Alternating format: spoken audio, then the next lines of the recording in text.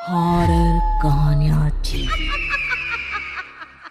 एक स्कूल है जहां पर क्लास में कई सारे बच्चे बैठे हुए हैं। एक टीचर उनको पढ़ा रही है।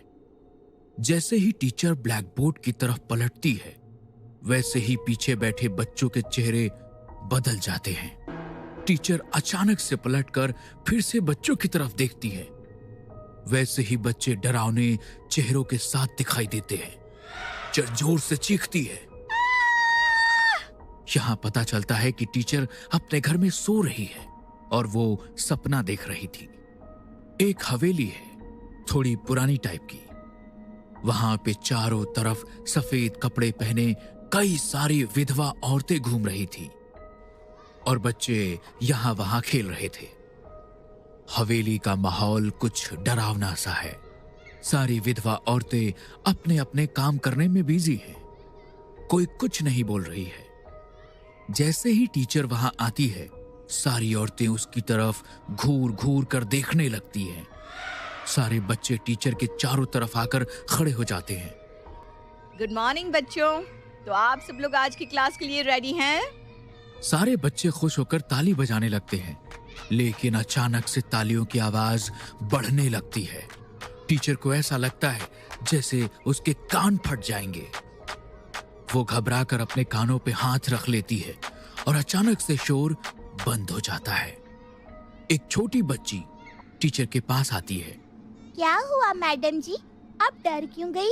टीचर घबराकर अपनी आंखें खोलती है। उसे अब कोई आवाज सुनाई नहीं देती। सब बच्चे चुपचाप खड़े थे। अभी ये आवाज कैसी थी? चलो ना मैडम, अब हमको पढ़ाएंगी नहीं क्या? हाँ हाँ हाँ चलो। टीचर सब बच्चों को लेकर क्लासरूम में पहुंच जाती है। आउट अटेंडेंस लेना शुरू करती है, लेकिन तभी टीचर राधा नाम की एक बच्ची का नाम लेती है। राधा। कोई आवाज नहीं आती। टीचर अपनी नजरें उठाकर देखती है तो उसे सब बच्चे डरे हुए नजर आते हैं। क्या हुआ? राधा कहाँ है? और तुम सब इतना डर क्यों रहे हो?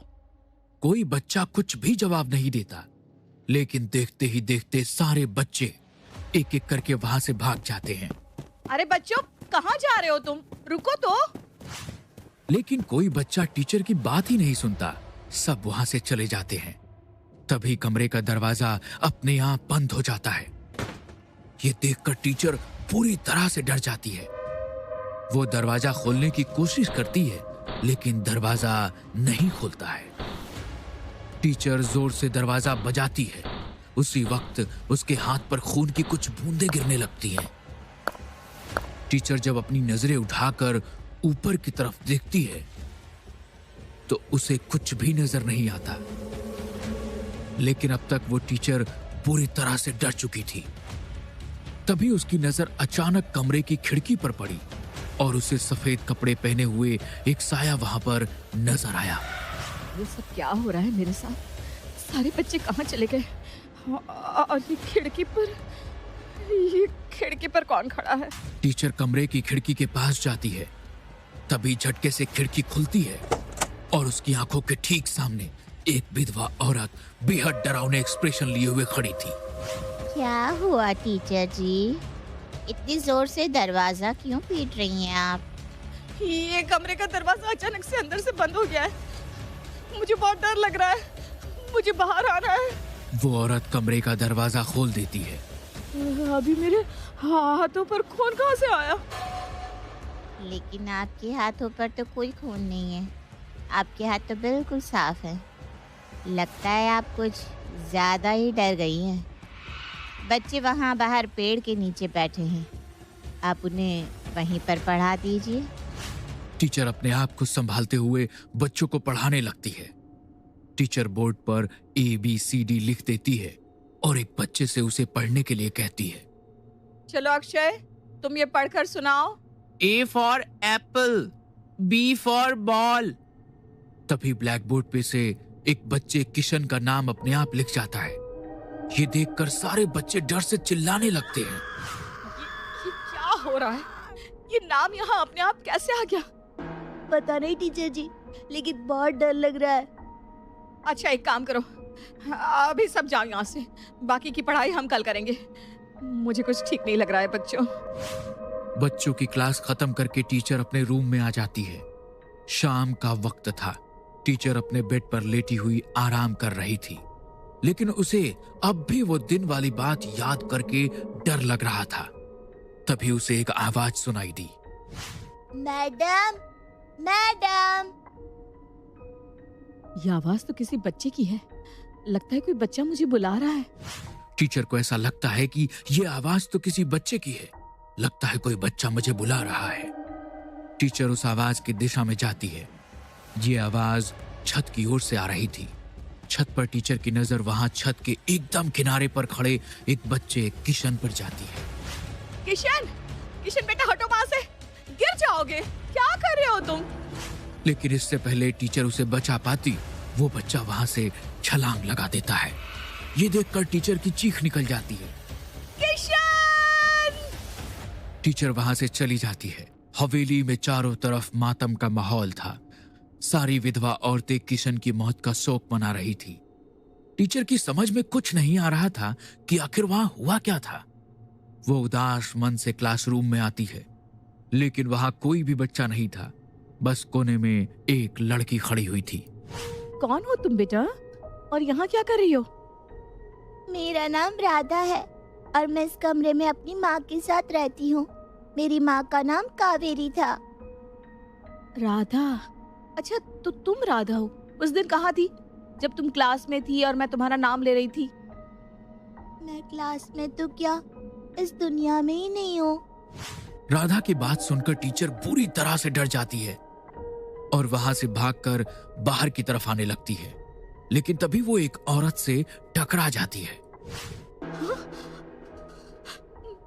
क्या बात है टीचर जी, आप इतनी डरी हुई क्यों लग रही हैं?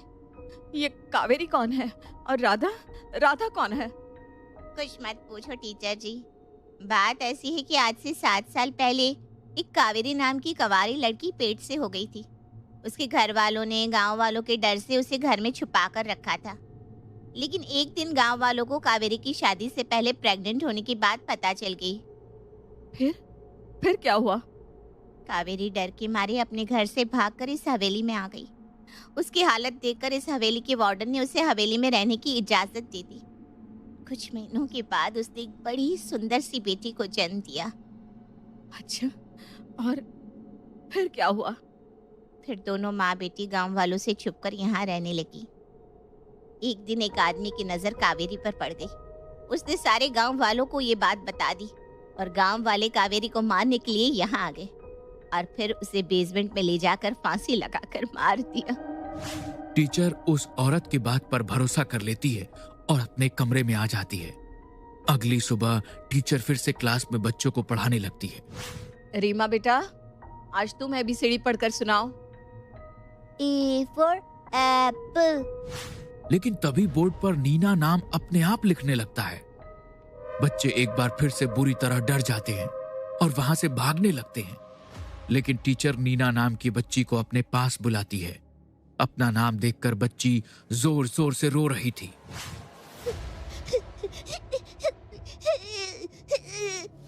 डरो नहीं बेटा, मैं तुम्हें कुछ नहीं होने दूंगी। इस हवेली में एक शैतान है। जैसे उसने किशन को मार डाला, वैसे वो मुझे भी मार डालेगा। शैतान? कैसा शैतान?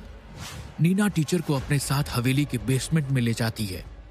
लेकिन जब टीचर वहां पहुंची तो उसने देखा वहां बहुत सारे ताले लगे हुए थे। जैसे ही टीचर तालों को हाथ लगाती है, उससे कुछ फील होने लगता है। उसे कावेरी के साथ हुई सच्ची घटना दिखाई देने लगती है। 7 साल पहले कावेरी जब इस हवेली पर आई थी। मुझे बचा लो, वो लोग मुझे मार डालेंगे। क्या हुआ? मैं शादी से पहले माँ बनने वाली हूँ। ये बात गांव वालों को पता चल गई है। अब वो मुझे जिंदा नहीं छोड़ेंगे। हाँ, प्लीज मेरी मदद कीजिए। डरो मत, तुम यहाँ आराम से रह सकती हो। यहाँ तुम्हें और तुम्हारे बच्चे को कोई खतरा नहीं है। तुम यहाँ छुप कर रह सकती हो। कुछ दिनों के बाद कावेरी एक सुंदर सी बेटी को जन्म देती है। बच्ची कुछ महीनों की हो जाती है। एक दिन कावेरी हवेली से बाहर जाने के लिए जैसे ही दरवाजे के पास आती है, वार्डन उसे देख लेती है। कहाँ जा रही हो कावेरी? वो बच्ची के लिए दूध लेने जा रही हूँ, दूध खत्म हो गया था। मैंने तुमसे कितनी बार कहा है कि तुम हवेली से बाहर जाने की कोशिश भी मत किया करो। अगर किसी ने तुम्हें देख लिया तो तुम्हें भी मार डालेंगे और मुझे भी, क्योंकि मैंने तुम्हारी मदद की है।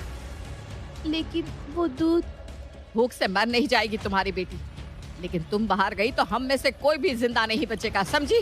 अब जाओ अंदर। कावेरी वहां से चली जाती है, लेकिन एक दिन कावेरी की बेटी राधा को तेज बुखार हो जाता है। राधा को बहुत बुखार है, मुझे उसे हॉस्पिटल ले जाना होगा। मैंने कहा ना तुम यहाँ से बाहर नहीं जा सकती, वरना वो गांव वाले हम सबकी जान ले लेंगे। लेकिन अगर मैं अपनी बेटी को हॉस्पिटल लेकर नहीं गई तो वो मर जाएगी। वो सब हमें नहीं पता, लेकिन तुम यहाँ से कहीं नहीं जा सकती। अपनी बेटी को बचाने के लिए मैं कुछ भी कर सकती हूँ, आप मुझे ऐसे नहीं रोक सकती। भूल गई तू? जब इस हवेली में आई थी तो वार्डन मैडम ने तेरी मदद की थी और अब तू उनकी बात नहीं मान रही। हाँ, क्योंकि मैंने उनकी बात सुनी तो मेरी बेटी मर जाएगी। मैं आप लोगों के सामने हाथ जोड़ती हूँ, प्लीज मुझे जाने दीजिए। तूने सुना नहीं? तू कहीं नहीं जा सकती। सुनो, इसे ले जाकर बेसमेंट में बंद कर दो, ये ऐसा नहीं मानने वाली। वार्डन के कहने पर सारी औरतें कावेरी को जबरदस्ती ले जाकर बेसमेंट में बंद कर देती हैं और उसे राधा से अलग कर देती है। तेज बुखार की वजह से राधा की मौत हो जाती है। एक औरत ये बात बताने के लिए कावेरी के पास जाती है। मुझे मेरी बेटी के पास जाने दो। तेरी बेटी मर चुकी है कावेरी, अब रोना बंद कर दे। क्या? नहीं नहीं, ये नहीं हो सकता। मैं अपनी बेटी के बिना कैसे जीऊंगी? विधवा औरतें और वार्डन उस बेसमेंट में लॉक लगा देती हैं। ये सब जैसे ही टीचर को नजर आता है, वो सारा सच समझ जाती है। रात के वक्त टीचर वार्डन के रूम में बेसमेंट की चाबी चुरा लेती है और बेसमेंट खोल देती है। तभी कावेरी की आत्मा उसके सामने आ जाती है और देखते ही देखते वो पूरी हवेली में तहलका मचा देती है। उस आत्मा के भयानक तरीके से चीखने की आवाजें हवेली में गूंजने लगती है। कुछ ही देर में सबसे पहले वार्डन के कमरे में धुआं भरने लगता है। वार्डन का दम घुटने लगता है तो वो कमरे से निकलकर बाहर आती है। तभी वार्डन के पूरे शरीर पर फफोले पड़ने लगते हैं। उसका शरीर धीरे धीरे गलने लगता है। देखते ही देखते बाकी की औरतें भी वहां आ जाती हैं। उनके साथ भी वही सब होने लगता है। उन सबके शरीर गलने लगते हैं। वो बुरी तरह से दर्द से तड़पने लगती है। एक तरफ उन औरतों के चीखने की आवाज और दूसरी तरफ कावेरी की भयानक आवाजें मिलकर एक भयानक माहौल पैदा कर रही थी। कुछ ही देर में उन सब की मौत हो जाती है। मैं और कावेरी अपनी बेटी की आत्मा के साथ मुक्त होकर वहां से हमेशा के लिए चली जाती है। टीचर ने हवेली का ताला लगाया और उसे हमेशा के लिए बंद करके वहां से चली गई।